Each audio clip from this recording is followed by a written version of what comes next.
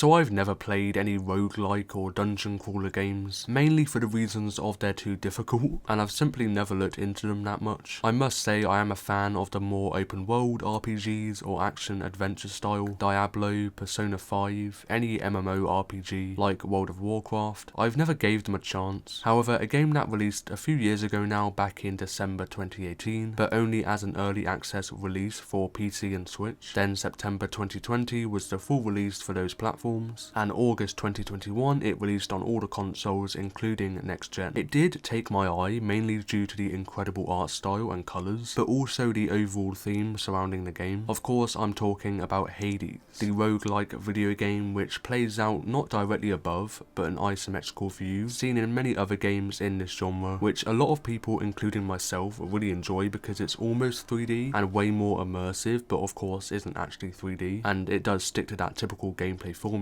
The overall idea and plot, which I'll go into more detail later on, is you playing as the character of Prince Zagreus and attempt to escape the underworld, meaning like a dungeon crawler always follows. You run through different levels, each becoming progressively more difficult with a huge amount of enemy types that you encounter the more you play, slowly becoming stronger with unlockable weapons, power-ups. Again, I'll go into more detail with gameplay later, and if you die, you do restart all over again. There is also a god mode which increases your resistance with each death. So let's dive into the world and gameplay of Hades to start off with. Now the idea of restarting over and over can sound repetitive, and to be honest it did for me before, which was one of the aspects holding me back. As soon as I started playing, and even when I did die, I was hooked. It's definitely one of the games that surprised me the most, at least in a very long time. Many levels have multiple exits that lead to a different level still on the same difficulty, but this helps switch up the gameplay loop and actually makes it fun because it doesn't feel the same after each death. I became way too addicted way too quickly. Another aspect that grips your attention is the fact that whenever you die, it is acknowledged really well, and what I mean by this is that it links into the narrative, and each time you die, the story progresses. So I always found myself speaking with each one and listening to what they had to say, even if it is just a small side character. The characters you interact with build a character connection and feel way more immersive because with each encounter they have some words to say, always linking to how you died or some part of the story, as well as them helping to push you along and encourage you. Whenever you try again, various Olympian gods or goddesses will grant you with boons. These are skills or buffs that make each run so different from one another, and never did one run feel the same, and these power-ups are spread through each level, and there's 10 gods: Aphrodite, Ares, Artemis, Athena, Chaos, Demeter, Dionysus, Hermes, Poseidon, and Zeus, and these unlocks link in with the abilities and overall theme of the god or goddess who offers them. I won't go through all of them, but for example, Zeus provides you with chain lighting, Ares provides you with doom, and Hermes provides increased mobility and speed, and it's not just one ability each time, there's actually 3 to choose from, all being so unique with each playthrough that vary from a powered up attack, special attack, cast or dash. Attack is of course your standard strike, which varies with the weapon of your choice at the start of each run. Special is a stronger and slower ability, usually a bigger radius or longer range. Cast is used for a shot or burst of damage, almost like a spell, though can only be used sparingly because it's charged with bloodstones, collected as you play through, and as you use it on an enemy it will stay inside them until it falls out, and then it can be reused. And dash is the quick move used to quickly escape or dodge an attack, and can be paired up with your attack to perform another move in quick succession, again powered up with boons. There's various power-ups where your dash will leave behind a strike of damage, for example. The gameplay feels so satisfying, especially with the amount of ways to counter and take down souls, and it is extremely addictive the more you play. As I mentioned, the levels you go through all have their own reward to go along with them, mostly boons, but can also be various resources like keys, for example. Keys actually go towards the various weapon unlocked before starting a run and can't be switched out midway through. What I found great is that each weapon is built perfectly, and while I may prefer using some more than others, there wasn't one that sucked or I completely disregarded. They all felt really fun to use, and one of the best parts of the gameplay is that it's fairly easy and quick to pick up on, which I didn't really expect at all. Some may think the gameplay would take a bit of getting used to or be overwhelming, but I believe you'll pick up on it right away just like I did. Everything makes the gameplay so unique to the player and their style, from the choices of weapons, power-ups, levels, abilities, and the story linking in with how you play. Now there are common resources like gold, which goes towards the shop, which is spread through levels, but also Charon's shop, who sells unlocks various items. Now gold is lost when you die, but it's fairly easy to build up again and unlock more items within your next run. Darkness crystals are collected through your playthrough and are used as a permanent upgrade and power-ups before you start a run at the Mirror of Night. Nectar is another resource that drops at the end of various levels, which you then gift to almost any character for them to give a keepsake back to you, and actually unlocks extra dialogue. You should probably give nectar to the same person each time, because it will increase your connection with them, and until they may unlock other side quests and even romance, which does help strengthen the story. Gemstones are used at the House of Hades, where you can repair or upgrade areas of the house to make them look fancier, but most importantly they'll unlock interactive areas like a collection for your keepsakes from nectar trading, or even fountain chambers in the house rather than just spread through levels. Fountain chambers are usually in rest levels, which breaks up the gameplay slightly, and this area feels and sounds so relaxing, which fits perfectly with what they're trying to present. The fountain chambers can increase your health before you enter another level, but also other interchangeable power-ups. One more being the Palm of Power that upgrades existing boons, where you can choose which one you'd like to power up. These of course won't carry over in other runs if you equip that same boon again. Now moving on to the enemy types of Hades. So I'm not going to list all of them, but it's definitely one of the best aspects of this game. Each one of course varying from one another, with you having to counter them differently, and some take a bit of thinking, especially the stronger ones of course, though overall you do get used to them and what they'll do. However, don't let that fool you, because they are very unpredictable, which makes the gameplay fresh and a challenge rather than just as soon as you know what the enemy type is, you just breeze through them. They vary in speed, size, defense and attack, and your moves, weapons and power-ups help a lot to counter certain ones and their abilities. The combat is so fun and lively. Not once does the action slow down. The only breaks are the rest levels with the fountain chambers and the House of Hades. That's pretty much the only breaks you get, especially the dash move, which is a huge part of the pacing of Hades, and that is what makes the fast action gameplay style, down to the design of the enemy types, which are so diverse, and because the art style is anime and looks hand-drawn, it makes it look even more incredible, and so much thought and time has been put into each one. I think the colours and sheer detail is what makes not only these enemy types but the whole game, and its beautiful art style, which I'll build onto more later. Moving on to the boss fights of this game. I mentioned fast pace earlier, and this is where it really shows itself. From early on to late into the boss fights, they're so fun to play out, but of course are very challenging, and I found myself becoming very aware of what I had to do to defeat them. It brings out so much more of the tactical playstyle and precision of the gameplay, meaning you'll have to work on your timing a lot. They each have their own strengths and weaknesses of course, and as you decrease their health, with each hit you just about manage to fit in, and the more it decreases they'll unlock more abilities and special moves to try and take you down, which means it becomes more difficult as you think you've almost defeated them, which is challenging but addictive. You'll learn when and what they'll use throughout the battle if you've fought them before, and if it's the first time then good luck, because that's where the unpredictability expresses itself even more. You just never know what they'll try to pull up next, but you're aware something will happen as you hurt them more, so over time it becomes easier to counter, and that's the fun of it, because you've progressively learnt more and more about how to defeat the boss, and when you do it feels so rewarding. And these boss fights are also heavily tied into the narrative of course, just like all the gameplay really. Now the story of Hades is heavily focused on just character interaction, which as I expressed they did extremely well at, and makes the game progression super fun and immersive. The thought put into the depth of the story, even though looking at it from the surface some may think it is minimalistic, they shouldn't expect much from the story. If you really do look into it, I could analyse the story for a while, and of course it has a ton of lore that relates back to Greek mythology, if you couldn't tell by now, but I'll explain the basis with no spoilers of course. So as I mentioned, you follow the prince of the underworld, Prince Zagreus, son of the god of the dead, Hades, who don't really see eye to eye, and Zagreus' plan is to ultimately escape the underworld as seen in the gameplay covered, which is what I mean by the story tying in so nicely with the gameplay. The Olympian gods providing Zagreus with power-ups and upgrades is them trying to help as they followed him along the way. They give him words of wisdom and guide him along the way as he tries to escape the underworld, but also has deeper meanings such as the problems he faces, like the family issue. Adding on to the story being mostly dialogue and in-game conversations, it is never repeated, and only rare cases because I didn't hear it. Another reason as to why it's so fun to follow and doesn't feel repetitive or something to be ignored, there's definitely some areas that go even deeper into the story at some point, which is seen a lot more later on, and of course I won't spoil. There's also tons of information and lore to look back on in the codex, helping you to learn more, because there's way more to this game than what you may think straight away. I loved interacting exploring and learning about the characters of this game. They all feel so unique, not one feels left out or is lacking thought put into them. They did an amazing job of making the player connect with each character right off the back, which is a common aspect seen in the whole game. It instantly hooked me and I wanted to play more, not only to escape but also follow what is in the story and its characters. So many parts of this game did surprise me. The character design and the overall art style is definitely one of the best aspects for me. I don't play many games that follow this style, so to have that's all based around Greek mythology and the literal underworld mixed with the action-packed gameplay, it really does do it justice. A main reason why Hades stood out and why I loved it is simply down to the look and art style of it. The characters, especially the Greek gods, look so detailed and colourful, dark shadows just like an anime or comic style usually is, each one looking so unique in character but also outfit design, bringing the Greek mythology to light to people and emphasising it a bit. I'm sure to many players it could make them want to look into Greek mythology. The same goes with the world and environment creation, an incredible level of detail and diverse set of levels, not one feeling the same, just like almost everything, because I feel like I've repeated that phrase a lot. The colours and lighting creates a totally different tone and aesthetic in each level, making it so fun to play in, and sometimes I want to stay there longer just to appreciate the work put into it a bit more. And lastly, don't even get me started on the soundtrack and music of Hades.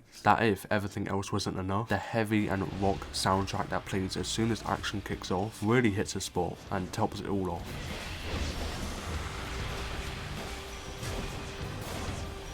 It makes you feel so immersed into the fast-paced gameplay and goes hand in hand so well, but not even just fighting. Each set of music perfectly matches the vibe given off with each area, the relaxing ambience of the fountain chambers or the house.